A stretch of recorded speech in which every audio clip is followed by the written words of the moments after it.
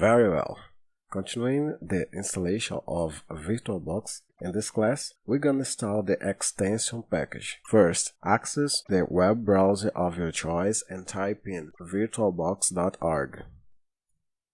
Click on Downloads link and click on VirtualBox Oracle VM Extension Pack, all supported platforms.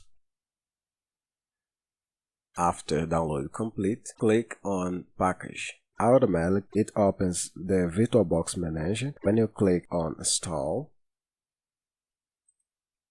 the term license is shown. Go to end of this text and click Agree. Enter the user password.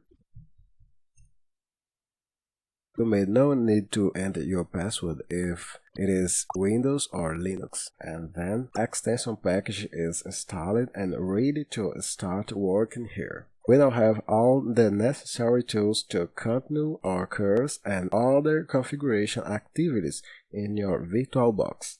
See you later.